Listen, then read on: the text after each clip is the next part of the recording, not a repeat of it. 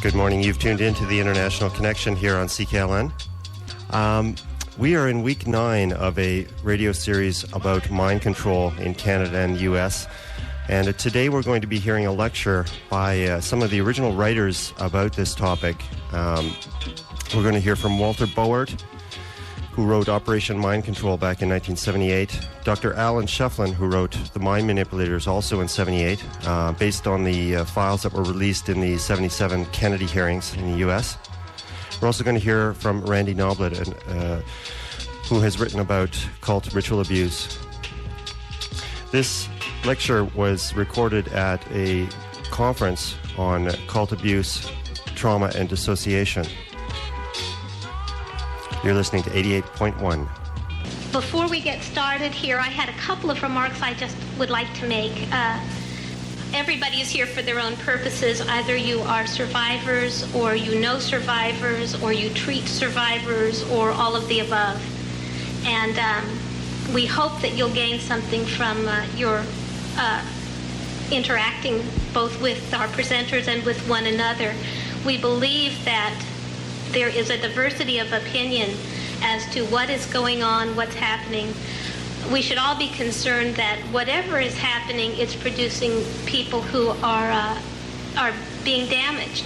And it's our responsibility as citizens and as human beings to reach out and try to stop this. I'd like to present our first speaker, Dr. Randy Noblitt. He is a clinical psychologist in private practice. He is has developed a lot of expertise, somewhat against his will, in the area of ritual and cult abuse. He's the author of a book to be published in August entitled Cult and Ritual Abuse, Its History, Anthropology, and Recent Discovery in Contemporary America. So without further ado, here's Dr. Noblitt.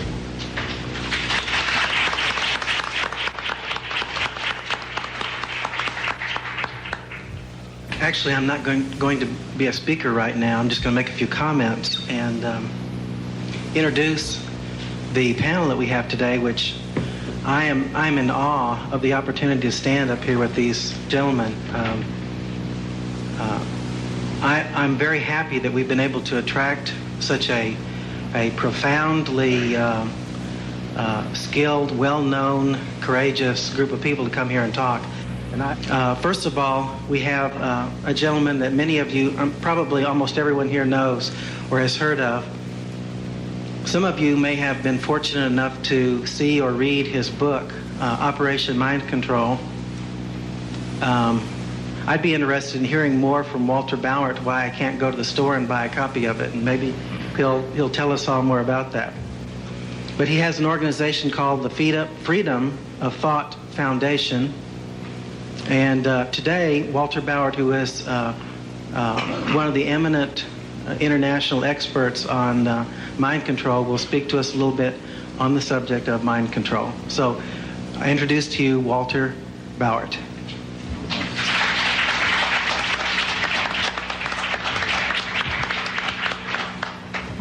Thank you, Randy. Thank you, Pam.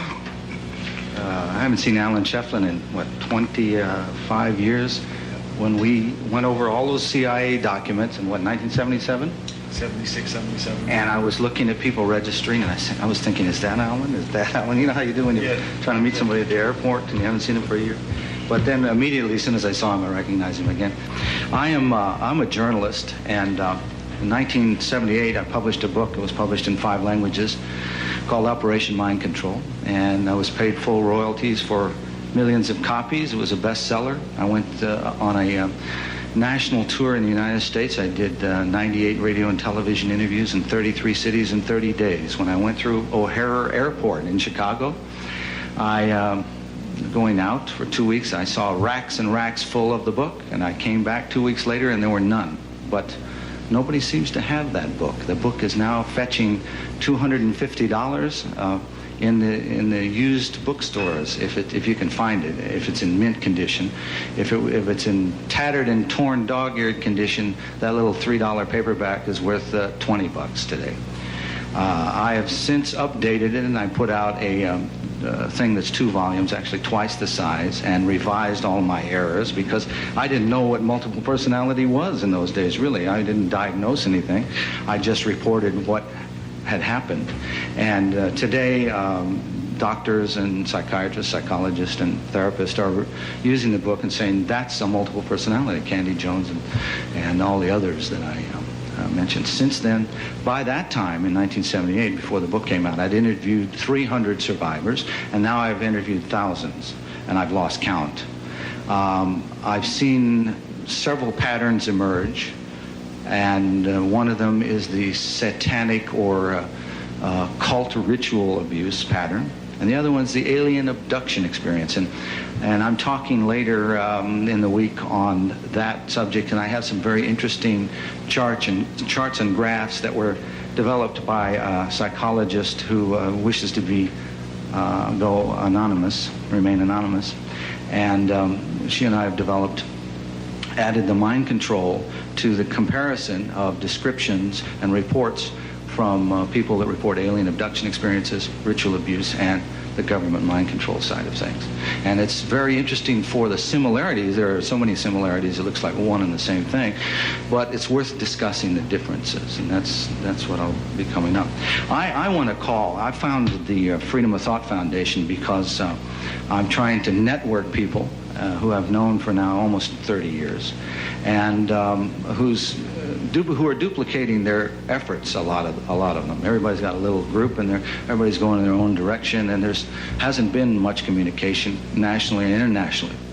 And for example, in Germany today, the prevalent belief system in the wards and psychiatric wards and hospitals is that there's no such thing as MPD.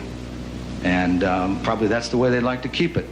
Probably for years here, that was what gave the intelligence community the advantage, because these people, I think, were diagnosed primarily probably as schizophrenic or something in those days, or some kind of erratic diagnosis, which is happening today. You shift, you change the manual, the diagnostic manual, you get different diagnoses. And if you change the manual enough, you're going to have 10 or 12 different diagnoses for the same thing. I'm sure you've seen that. So I formed the Freedom of Thought Foundation for the purpose of networking, for the purpose of communicating this information. We publish a monthly newsletter. But to me, at least in my heart, the thing I kept running up against, and maybe Alan did too, and all of you have, is the National Security Act of 1947. It says, in the interest of national security, all your civil rights can be suspended. Criminals can be let loose because they work for the Department of Defense. And a lot of these people that have perpetrated the crimes that we've seen in the abuse, the sadistic abuse that we're describing here at this conference, and the thing that we call mind control, have done that under the charter of the National Security Act of 1947. The act covers probably more criminal behavior than it does secrets at this time. There's no more Cold War. So I think that the time has come for us to call for the abolition or the repeal of the National Security Act, and for us as citizens to take back our Bill of Rights and our Constitution. Thank you. And also to hold a Cold War crimes trial and prosecute these tyrants that have done this. Thank you. I feel the same way you do. March 15th last, Valerie Wolf testified before the President's Commission on Radiation.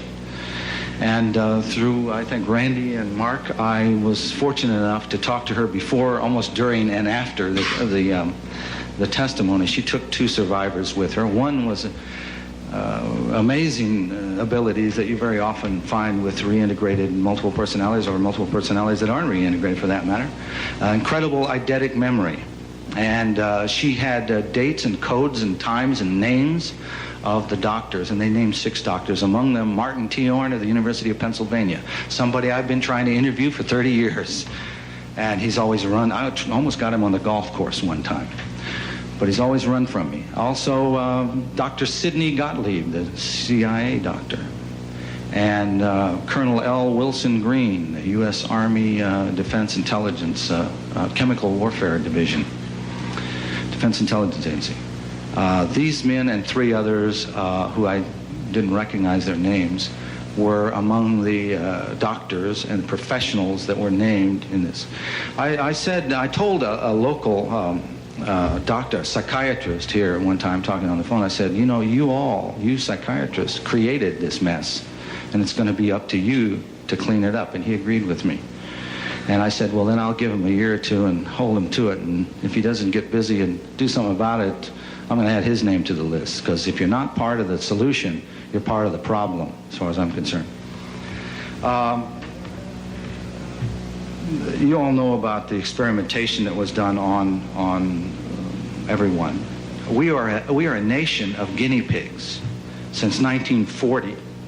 And the earliest mind control situation that I've run across in the modern context was the situation of a naval officer who apparently was working either behind enemy lines. He was on one of the islands that were in Japanese territory. And so he got captured by the Japanese, and he was tortured. But before that, it seems as though he did some torturing himself. A lot of atrocities of war. So he had post-traumatic stress disorder, and the naval intelligence people used their techniques that were being developed in MK Ultra in those days to suppress his memories. He did not remember, and he died in the early 90s, late 80s, early 90s. He didn't remember a thing. He had a wife and children. He raised them. Almost 50 years went by. Everything was hunky-dory. He was blissfully oblivious, total amnesia. But then he started having cardiovascular accidents or strokes, and back came all these memories. And he died in terror, screaming the nightmares that he should have screamed back 50 years before. Now, that's a gruesome story. I hate to see a human being suffer, but there's hope in that story, because it means that memories cannot be suppressed, that all the memories are going to come back, that there's some kind of an emulsion, like a film emulsion on the human soul that remembers things, and be that what it is. Also, the false memory, I call it Spindrome Foundation. And I hope you'll start using that term, because I think it is a spindrome and it is not a syndrome. Look up the word syndrome and you will find that what they're talking about is not a syndrome, it is a spindrome. Especially since it was Martin T. Orne who founded the organization and came up with the board of directors. Very important. This is a central intelligence agency action. It is an action aimed at the psychological and psychiatric and mental health community to discredit you, to keep you in fear and terror. And you're an easy group to terrorize, I want to tell you. You got license that the governments have issued, most of you. The therapists and social workers and others are freer, I think. And I think there's where the cutting edge is you're going to find it. My friend who wishes to remain anonymous, a brilliant psychologist, reminded me to not feel insecure about talking to you experienced hands in the fields of mental healing. Because she said, these people need your input, because every advance that has ever occurred in psychology has come about from somebody outside of the community, from a non-professional. So a thing that I'd like to talk about, and I know that Mark Phillips is very well aware of this, and Randy knows all about classical conditioning, and Mark calls it one thing, Randy calls it another, and I call it neurolinguistics programming, because I learned it from the president's therapist, Tony Anthony Robbins, and it was used in military and CIA training, and it is absolutely the Rosetta Stone for unlocking the human unconscious or subconscious, or whatever you want to call it, the part where you're not conscious. And 90% of us are not conscious most of the time, you know. And so there is a system by which you can wake up and take charge, and you can, though it sounds like a cliche, a New Age cliche, you can create your own reality. You must create your own reality, and there's nobody going to do it but you, and we all must do it together. If you as therapists are finding that your phones are ringing all the time, and you got patients all over you, and you've got no time, the meaning of communication is a response you get. And I think maybe instead of teaching these people how to fish, you are feeding them fish. And now you've got to start teaching them how to fish for themselves. And neurolinguistics programming is a very rapid and immediate effective technique that you can adapt. Anthony Robbins doesn't call it neurolinguistics programming anymore. A guy named Richard Bandler, who had associations with the CIA, worked with a guy named John Grinder, who was more a family counselor. Most of you know this, but Bandler bragged to some of his students one time, I bet I could commit murder and use this to get myself off. Several years later, he was involved in a murder trial, and he was declared innocent by a jury of his peers, I'm told. And it was very interesting, and it's in the book, Operation Mind Control, but the question comes up that since he boasted about it in the beginning, did he get away with exactly what he did? And every attorney needs to know neurolinguistics programming, and probably a lot of them do.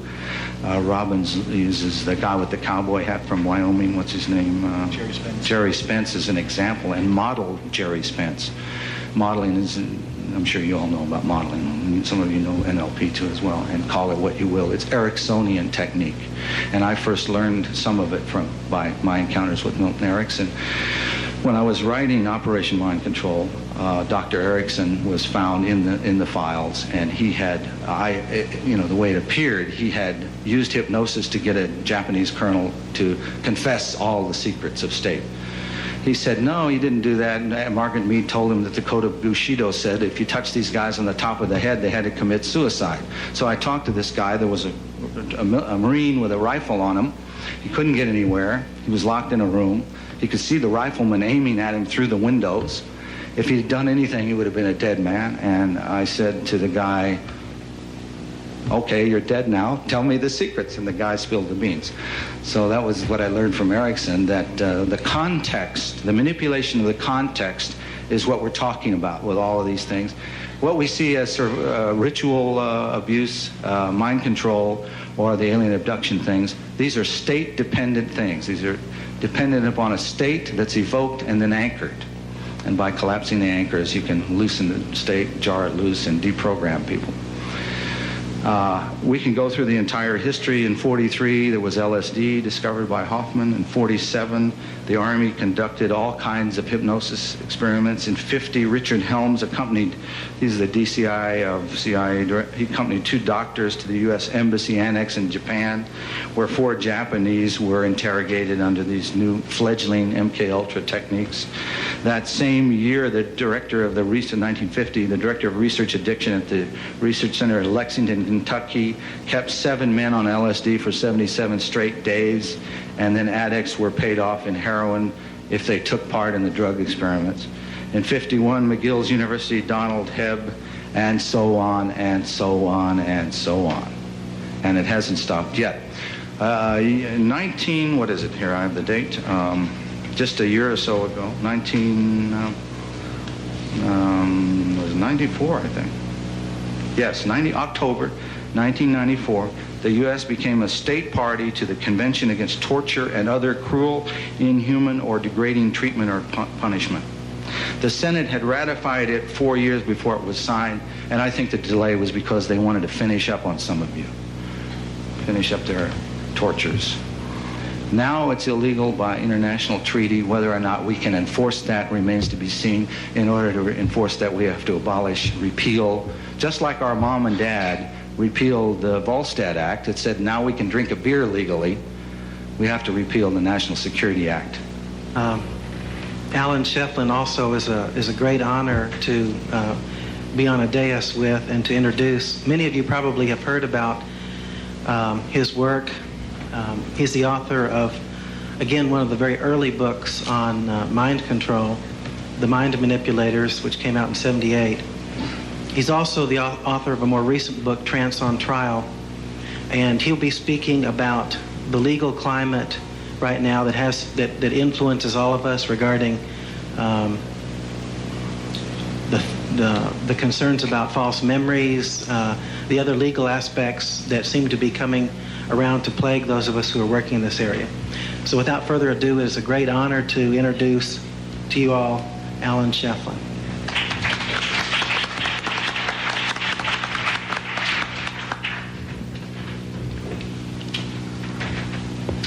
Thank you. It's a great privilege to be here. As with Walter, I'm nostalgic about times past when there were 3 of us and only three of us. John Marks, Walter, and I were working on books. We had the good fortune to collaborate together, so we were able to learn each other's stories and research and share them. It was a very open spirit, but there just were three of us. And the idea of a conference like this was unthinkable. The idea that we would have to keep doing this, I think, was unthinkable. I don't know whether Walter shares my naivete, but I thought in 1978, when the New York Times was running headlines about the CIA mind control programs, when our books were appearing, when we were doing media work all over the world, that we would finally get the story out, the vaults would be cleansed, the victims would learn their identities, the story would become part of history, and the people who had been injured could seek recompense. Instead, what happened was the great void. As soon as the story hit the paper, it was yesterday's news. And we waited and waited for the congressional hearings, and we waited for the lists of people who were victims to be notified, and none of that happened. And for a long period of time, consisting of all of the 80s and now almost half of the 90s, we waited to see the government do justice to the people that it had done experiments on unfairly and unfortunately. But that didn't happen, and so now we're gathered again to ask the government to release the files, to give us the information, and our need is greater now than it was in 1978, because in 1978 we only had a little inkling of the story. Now we know that it's bigger and stranger and more difficult to grasp than we ever thought. We know there are more victims than we conceived of, and we know there was more pain involved than we could ever have imagined. So on the plus side, there are no longer three of us. There are many more. We must network. We must share. We must learn to investigate and produce good, solid data.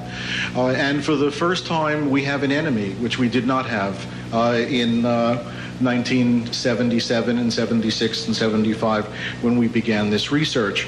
And so we have to address the issues of the enemy. I'll turn to that in a moment, but I wanted to make a couple of points first. One is that the climate in those days was so much different than today. I remember working on the George White story.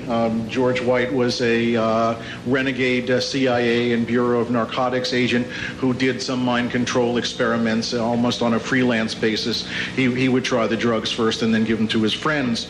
And so I heard that the George White papers were in a little college about 20 minutes away from where I teach.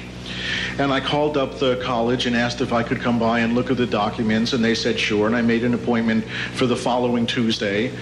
And about a day and a half later, I get a call from the librarian, and God bless that librarian, who said to me, "We've just learned that the Justice Department is issuing a subpoena to shut down everyone's access to this information. If you can get here right away, we'll let you look through all of it." And so in the presence of an armed guard who could have shot me if I had tried to take any of those documents or do anything with them, I was able to read through all of George White's diaries. These days, we wouldn't even have access to the diaries, and we wouldn't have access to a good deal of the information that we were able to stumble on quite naively then, because there was not an organized force against us. In this world, because of the false memory issue, it is important that you avoid legal liability. And given the nature of the material that we're talking about today, there are some hints I've got to give you and some tips that you should know to avoid liability. And here they are.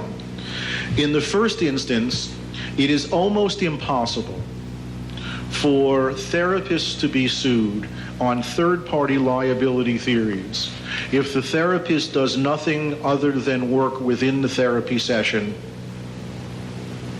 and not go outside it. Now, generally, therapists can be sued by either patients or third parties. Third parties have no standing to sue therapists, and I argue ought not to have standing to sue therapists. If the false memory movement is successful in creating third-party liability, and there is legislation now being proposed in half the states to do just that, it will put therapists in the position as follows. If you believe your patients, the third parties will sue you. If you don't believe your patients, the patients will sue you. That's a conflict of interest, and it's impermissible in any profession, yours as well as the legal profession, where we have a series of very well worked out rules to guard against conflict of interest. And so for third-party liability, do not leave the therapy session. And here's what I mean by do not leave the therapy session. You may be familiar with the Ramona case. It's been written about a great deal, involving the man in Napa who sued the therapist successfully, claiming that the therapist had implanted memories of child abuse in his daughter. And he got a judgment for $475,000, and the false memory media machine said this is proof that these things happen, and this is our first major court victory.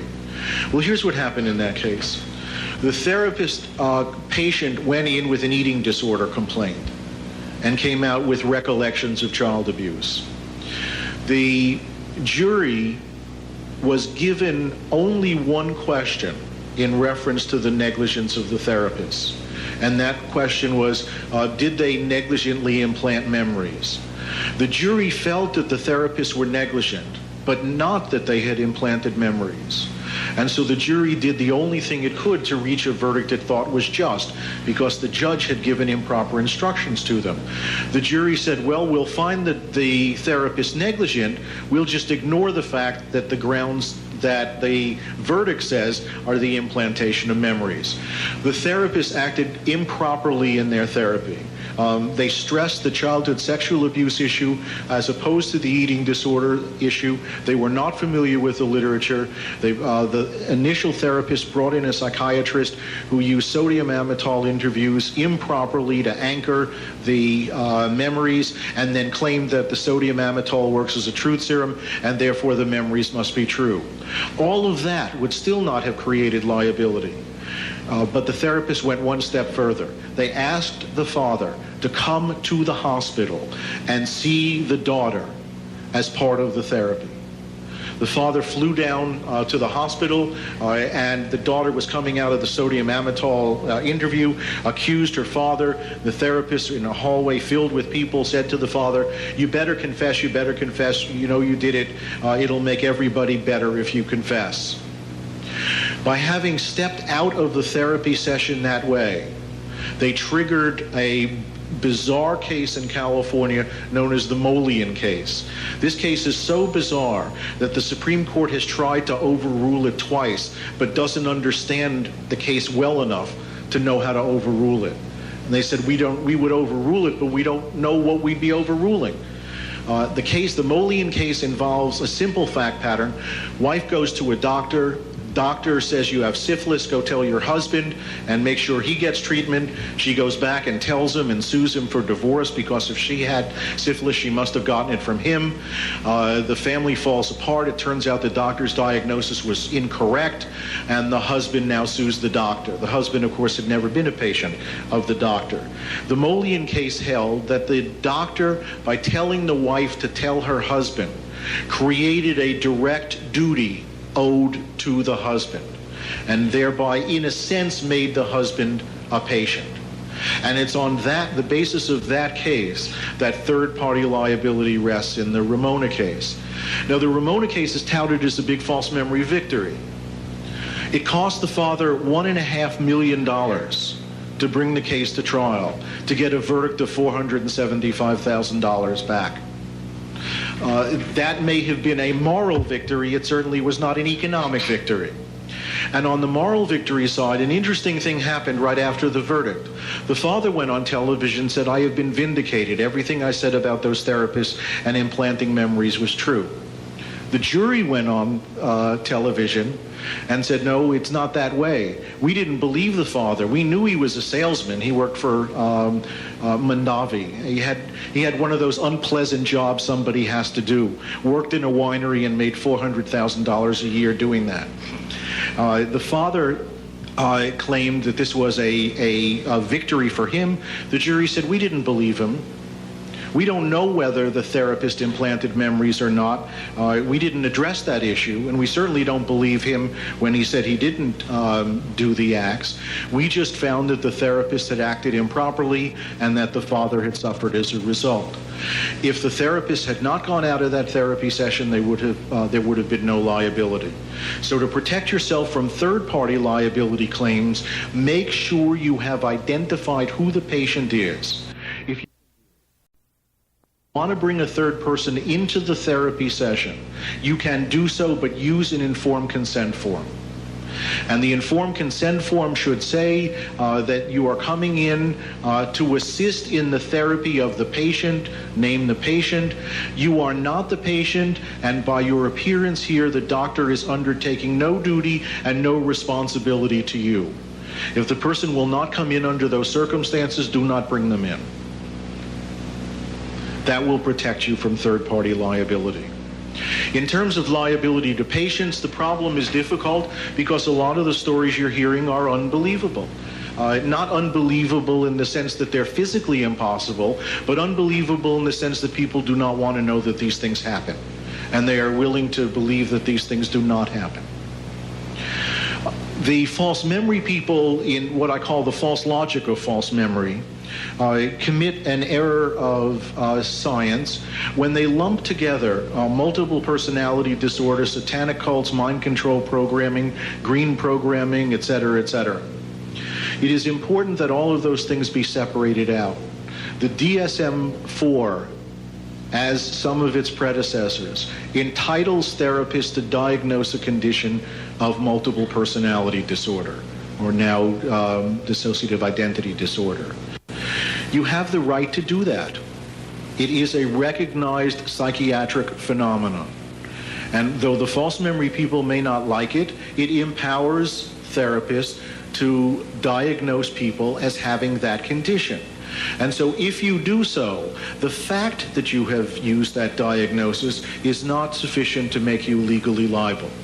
Even if you are wrong in a particular case as to whether a person is a multiple, that in and of itself will not necessarily make you liable to a patient, as long as you have done your work conscientiously and you really believe that that was an appropriate diagnosis. It is very helpful to network with people to get second opinions, in other words, to diffuse the responsibility among other professionals, to show that you have done everything possible to make sure that the judgment that you passed on that patient was as clinically accurate and correct as it could be. In that context, when we move to satanic ritual abuse, we do not find anything in the DSM-4, and we do not find anything on mind control programming either. And so these are tougher grounds. They're harder to defend, and they're much more difficult to face in courts of law. How do you handle them? It is a general rule of therapy that you will do better as a therapist for your patient if you believe the patient or give the appearance of believing the patient. A good deal of therapy, as all of the studies are showing, has to do with the relationship and not the theories used by the therapist. It is the relationship of trust and confidence and authenticity that is paramount in the healing process. And so if a patient comes in and says, I'm an eggplant, you should believe that that person is an eggplant for the purpose of sitting in that room. And you can give advice to stay out of kitchens, to stay away from knives. You are well within your rights to take whatever presenting conditions come in and work with it at that level. That you get more by accepting what people tell you than you do by arguing that they must be crazy and they must be wrong. And I think this is one of the essential points that's missed by the false memory people because they don't do clinical work, and their scientific board, for the most part, doesn't do clinical work either. That no matter how strange the presenting ideas, you will do better clinically by working with them as if they are real than to try to resist them and talk your patients out of them, Now, as to whether you believe what they are telling you or not, that's up to you. And that's not something that should be the basis of a lawsuit against you. But how you work with the patient is a fiduciary responsibility.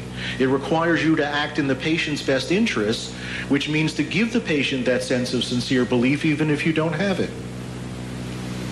Now, the unfortunate thing is that there are many crazy stories that we have heard that we've been able to validate. I'm thinking of the Jim Thornwell case in particular, where one day some lawyers in Oakland called me and said, we've got some crazy guy here talking about mind control and shootouts with the French police and truth serums and hypnosis and whatever.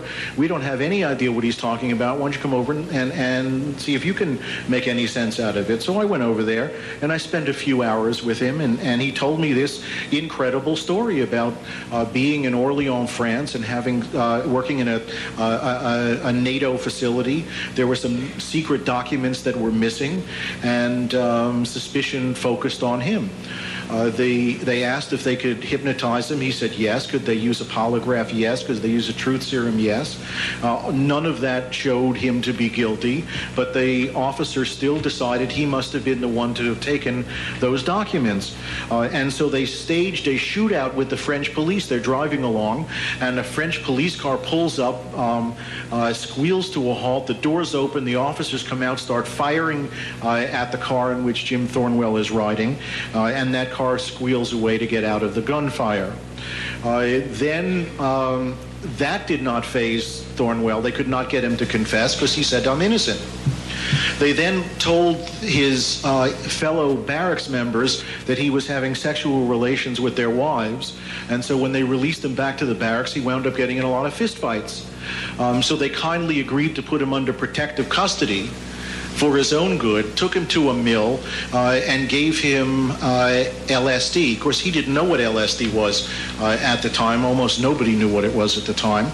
And he said that he was sitting down, and the next thing he knew, he was off in a corner baying like an animal, his head exploding into 1,000 galaxies, and people saying to him, did you take the documents? Did you take the documents? And the experience was so destructive to him that he never did get to put his life together. And even after Congress, through a special bill, which is almost impossible to get, awarded him about $500,000, he never got to enjoy that because he was found dead under mysterious circumstances shortly thereafter. It turned out that everything that Jim Thornwell told me, and I have it all on tape, was accurate. As bizarre as the story may sound, we wrote to the Army, we got 3,000 pages of documents, and one of them said, we're not going to court-martial this man because his memory is too good, and we don't want this on the public record. And everything that he had told us was validated. We turned the story over to 60 Minutes, they did it, and then CBS did a film based on his life. So no matter how strange the story you hear, the patient is at least entitled to the presumption of some truth in it, and you must work with that some truth. The false memory argument that I accept is that therapists have been unfamiliar with a literature on suggestion and social influence, and in fact are implanting the memories rather than recovering them. I've had enough experience testifying in courts to know that the false memory people have correctly identified a problem that could have been solved by now had they not been vicious in the way in which they sought their own solutions. But the false memory argument that therapists are implanting memories leads to a development that you need to know about. Because I think it is the next step in therapy, and it's not inconsistent with what you've heard from the prior two speakers.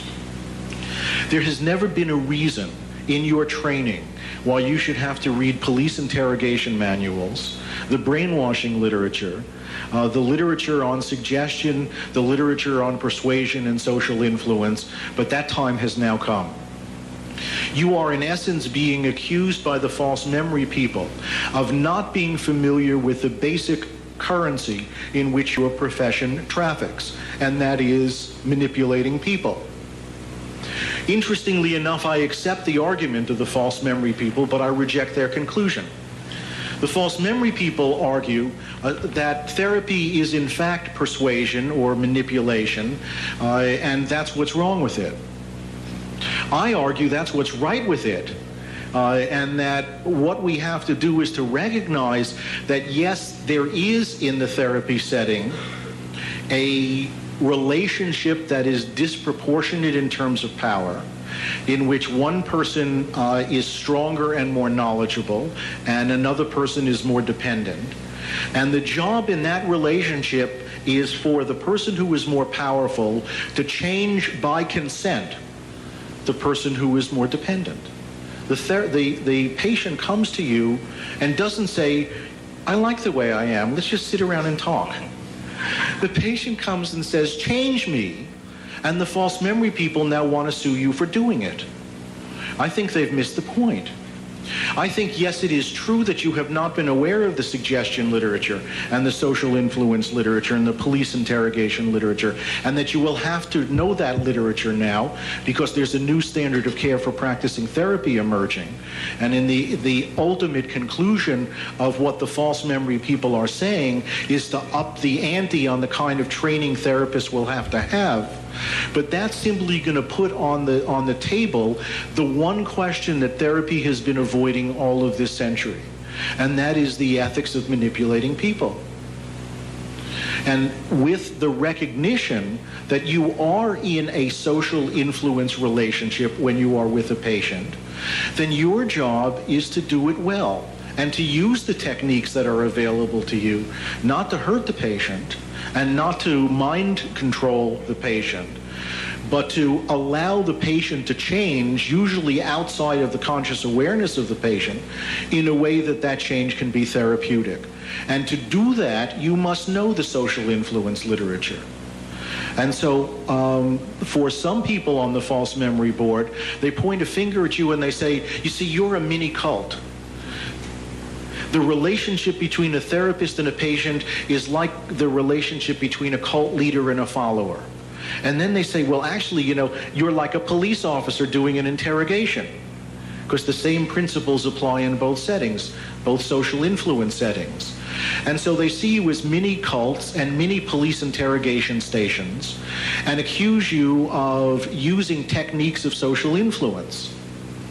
I argue that they are right to point out that these are social influence settings, but they cannot point to any setting which is not social influence based.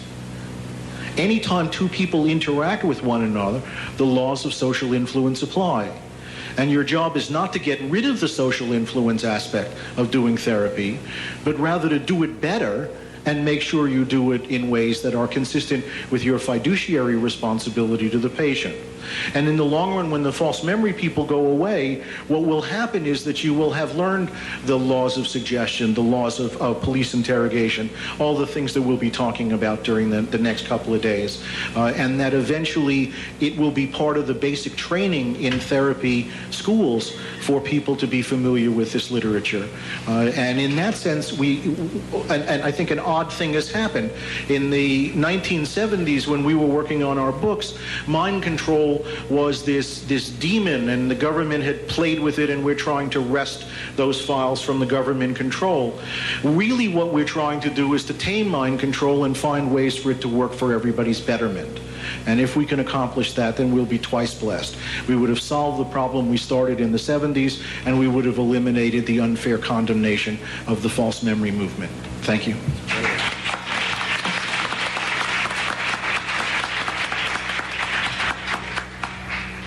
Well, I want to thank the speakers. I also have, those of you who know me know I'm going to have 2 cents to add. So some of you may be wondering, though, at this point, okay, mind control, what does that have to do with cults? Since that word is associated with the topic for this conference, I wonder how many people out there think that there are groups, cults, whatever, where they practice, let's say, harmful, deviant, black magic, Satanism, not witchcraft in the sense of Wicca, but dark arts, so to speak. I wonder how many people think that. And some of you might be wondering, what is the connection between cults, witchcraft, Satanism, so on, and the mind control that you're going to be hearing a great deal about from the finest experts on that subject here.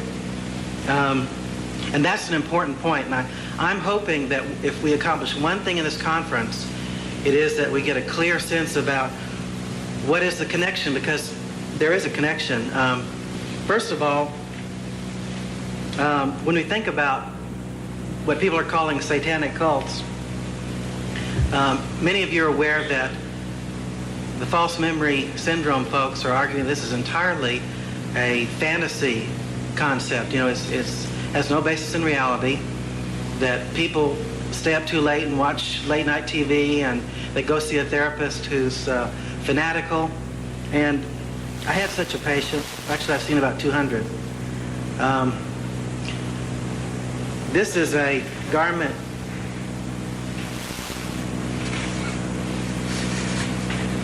This is a garment that her false memories conjured up in her attic. I'm not sure how her false memories did it, but here it is. I'm going to be talking a little bit more about this robe because it has an interesting story associated with it. It was brought to me by a patient who found it in her residence. She dissociated and was able to explain what it meant and what it was about, but in her waking normal state, she was shocked and horrified that she found this in her residence. She didn't, in fact, there was a part of the garment that she didn't even know what it was. And we'll be talking more about that later. It was found in a box with roses, dried roses, very old, and a newspaper that's 20 years old that apparently was just used for packing purposes. So it's amazing what these false memories can produce out of nothing. But anyway, we need to start thinking about what is the common thread that goes through all this. And actually, there is a common thread, and it goes back even further historically than Satanism, or what people call Satanism. I qualify that because I don't believe that everybody who puts on a black robe is a Satanist. I think there are times that fraternities do stunts like that. And in fact, I think our previous President Bush, wasn't he a member of a group called the Skull and Bones? And I think they put on things like this. Of course, that doesn't seem to disprove you all, but I'm trying my best. Anyway,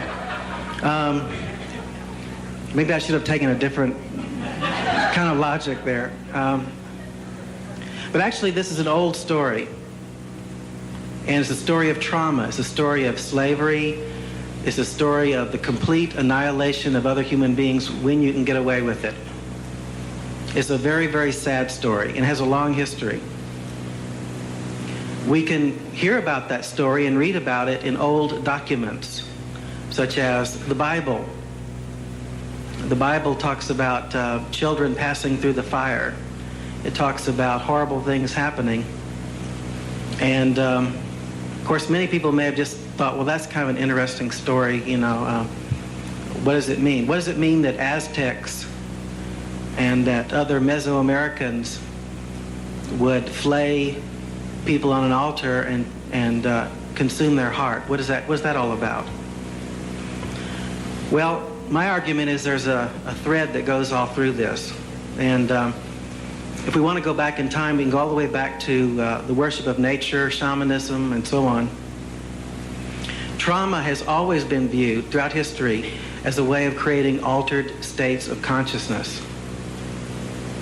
Trauma, there are a variety of ways to create altered states of consciousness. Obviously, you can meditate, you can do hypnosis, you can listen to drums pounding and they'll kind of carry you off and you'll drift a little bit.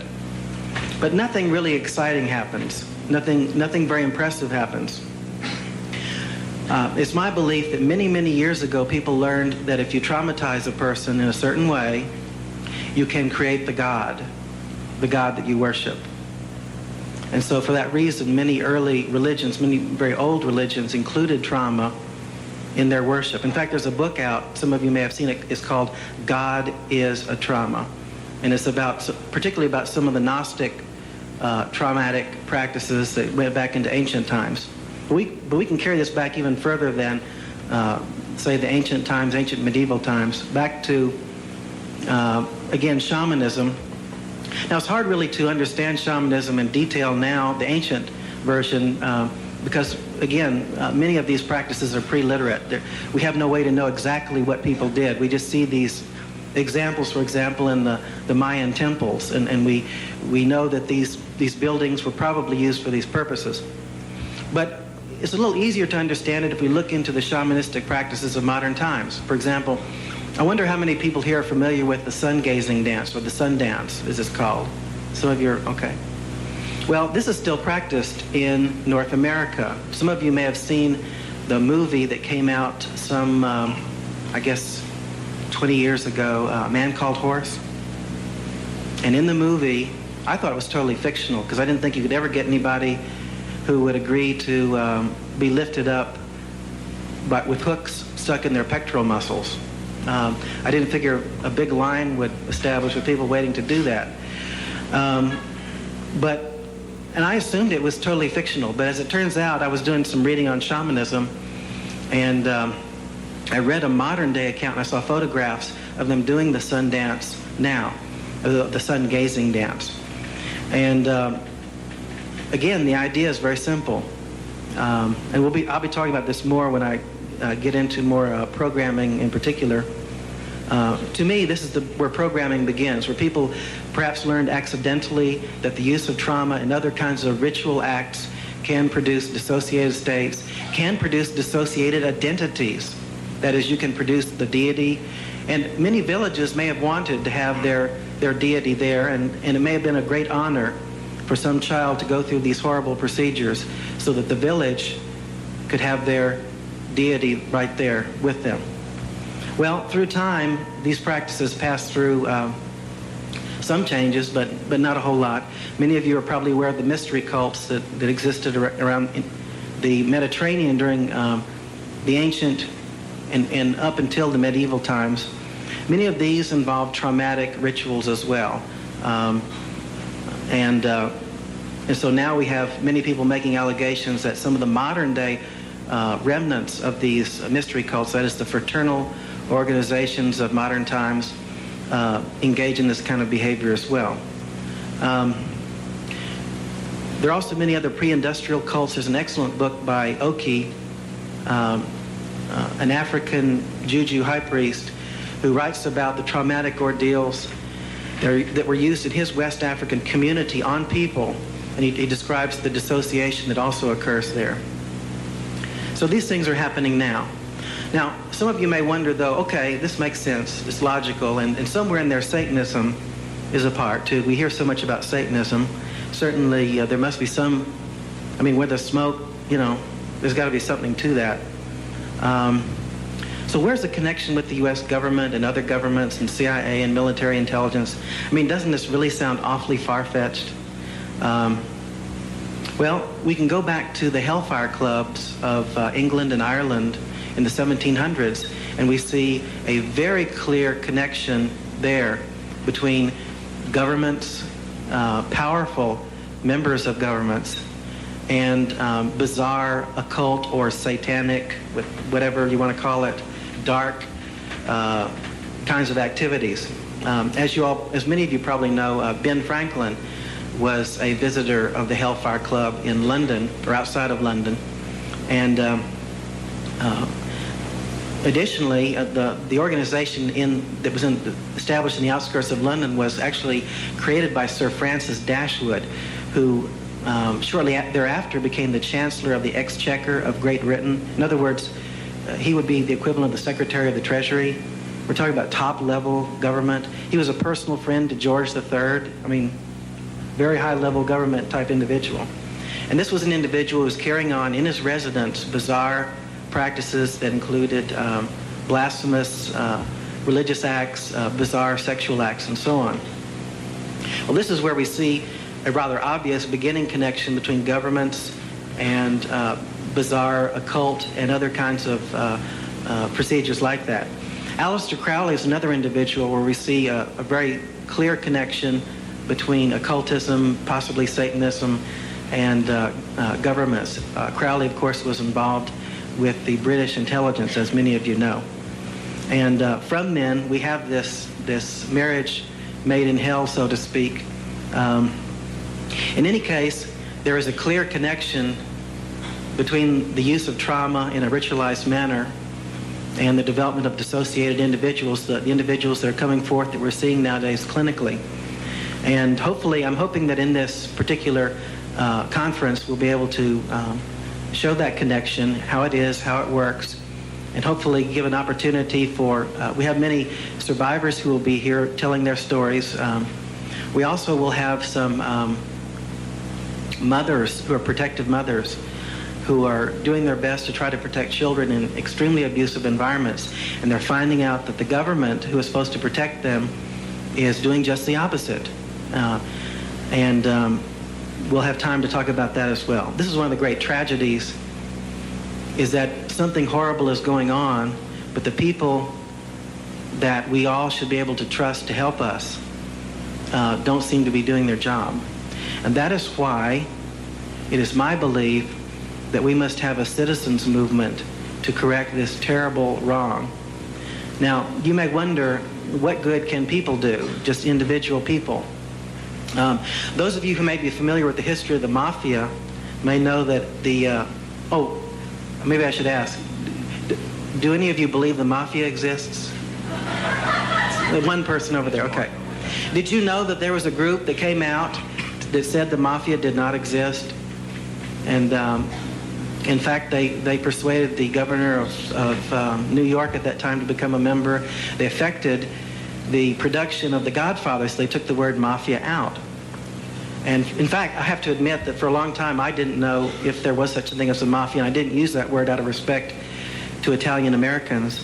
I still do respect Italian Americans, but I know that the mafia does exist because in 1989 the FBI did finally get a tape, an audio tape of a mafia initiation ceremony. Anyway, not the false memory syndrome, not them, but this organization trying to protect Italians eventually did succeed in convincing many people that the mafia did not exist. In fact, it does exist. Well, the interesting thing, though, I'm going about this in a very circuitous way. Many of you know that the mafia did not first start in New York. That was not really where it first got started. I think there's an excellent parallel here between the mafia and these various agencies of the government and individuals practicing these deviant acts, because the bottom line is they're engaging in criminal behavior. Organized crime is a kind of organized crime, and we know that our government is capable of engaging in organized crime. We're learning that more and more all the time. But the mafia, since it did begin in New Orleans, it was first operative in New Orleans, was very successful, and there were some cases that came up where people complained, and there were efforts to prosecute mafiosi, but they were entirely unsuccessful. Aren't you all amazed? That the local government was unable to effectively prosecute the mafiosi in the late 1800s in New Orleans. This comes as a shock to many of you, I understand. But the mafia were essentially driven out of New Orleans. Not entirely, obviously. I don't think you can ever totally eliminate, and I'm sure they're back there now. But how was it done? It was done by a citizens movement, by a grassroots group of people who decided they were not going to have this in their community anymore. So it is my belief that if we truly want to see this kind of horror stop, it is something that we as citizens, we as human beings will have to make that commitment to. And I'm hoping that that our organization in part, and the other, you've heard about other organizations here looking toward that same goal, that as we join together as a whole, we will be successful in this endeavor.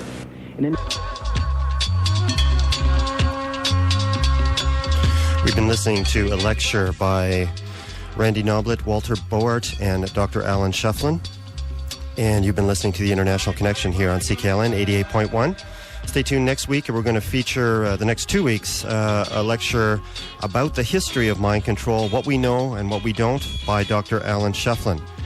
You're listening to 88.1.